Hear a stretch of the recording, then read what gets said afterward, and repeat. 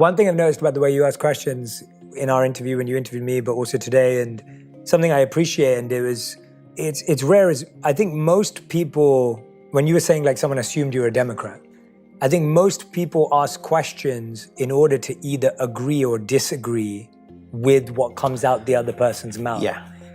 But we ask our best questions when we simply ask to learn and infer. And so now it's not asking to see whether we are on the same page. You're just asking to know. Because I think what we often do is we ask a question, and even if the base answer kind of sounds similar, we go, oh, we're on the same page. Like, oh, me and you, you know, we're like, we have the same values. And it's like, well, no, we don't. We just haven't dug deep enough. Mm-hmm. And I think we're often not patient. And I think that's why in so many relationships in our lives and everywhere, what you said a friend is someone who I know how they'd be in most situations. Yes. And I think when you quickly go, oh yeah, we have the same values, we have the same belief system, that's often incorrect because we just haven't asked enough questions to infer because we really want to feel. Does that hit a nerve? Yeah, that does actually. I feel like that when you ask questions, and so I'm throwing that back at you, saying when you ask questions, I'm like. So going back to what we were talking about being an outsider, being an insider, where do I find home? Where do I find familiarity? You are familiar with this to a certain degree because of moving out of the UK, going to India, you know, going on that journey, and then moving from there and then coming to America. It's another. One thing that happens to you when you leave home is that you have to then either find home, or you have to understand why this is home, or you have to become comfortable in a new space so that it will be your new home. And the best way to do that is by understanding, is what I find. Oftentimes you aren't forced to understand if you are in the majority. If the norm is your world, you're fine. Yeah. If everyone has your accent, well, then you don't need to understand another accent. Yes. If everybody is your skin color, you don't need to understand another skin color. If everybody's your culture, if everybody is your language, if everybody's your, you know, socioeconomic class, whatever it may be, then you don't need to understand. And so what I've grown up with, because I grew up with a black woman, Xhosa woman being my mother, white man, Swiss man being my father, family mixed, country, broken up, separated because of class, because of race predominantly, I found myself often having to understand whatever it was, language, culture, music, food, idea, I have to understand. And what I've found is that is often the fastest path to home, is just understanding. You know, a hammock is a terrible bed unless you understand how to sleep in it. And I think the same goes for everyone and everything. A foreign country doesn't feel like home until you understand the language. And then all of a sudden things start to work.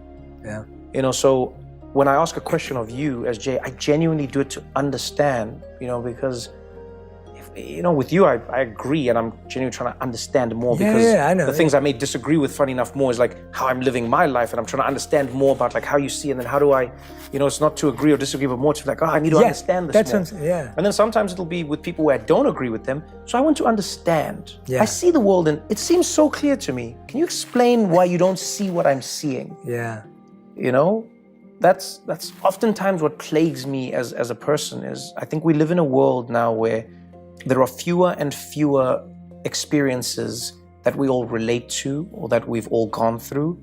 And so while that's great for individualism and it's great for us, you know, living in our own niche, it has robbed us of a collective understanding. And so whether it's in politics or whether it's in society, whatever it is, you know, I think it's healthy to disagree. Yeah, you know, to so say do like, I. you know, Jay, I don't think that's that. But it's another thing to say, you know, oh, that's my parking. No, that's my parking. Versus, that's my parking. What parking? Wait, you don't see a parking? Well, now we're in a bigger, and that's why I feel like society is moving towards, as everything, entertainment, social media, all these things become more niche. I think we're losing that collective space to be in. And so, because I've always been outside, because I've never been part of, I've always been forced to understand. Why do you do that? Why do you say that? How do you eat this?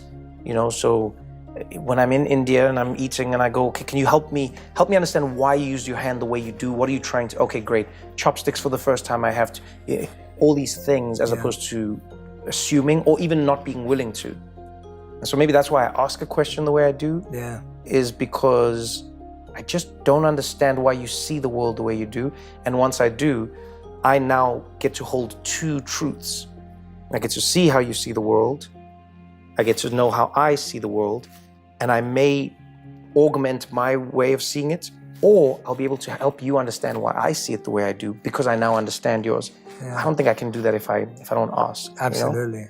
You know? That's exactly what I'm trying to say, is that when I was saying learn, that's what I mean, understand. Like, you're asking to learn, you're asking to understand. There's not an asking to say, yes, we're the same, or no, we're not the same. And I read somewhere when I was looking at this interview about how you were saying, like, because you've never felt of something, you've always felt outside, you've always been able to see the full picture. And I was literally just saying this today, that I grew up in a home where my parents rarely agreed on anything.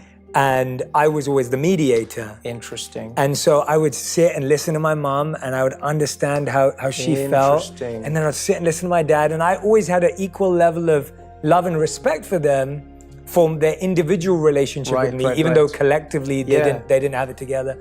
And I found that when I read that about you, I was wanting to ask you about it, because I was like, that's where I feel happier learning about people and trying to understand people, because I could see both my mom and dad were right in so many ways. Like, I would sit with my mom and be like, how does dad not see that? Right. And I would sit with dad and be like, how does mom not see that? Like, how are we missing this part of the picture? And I failed miserably at trying to help the situation.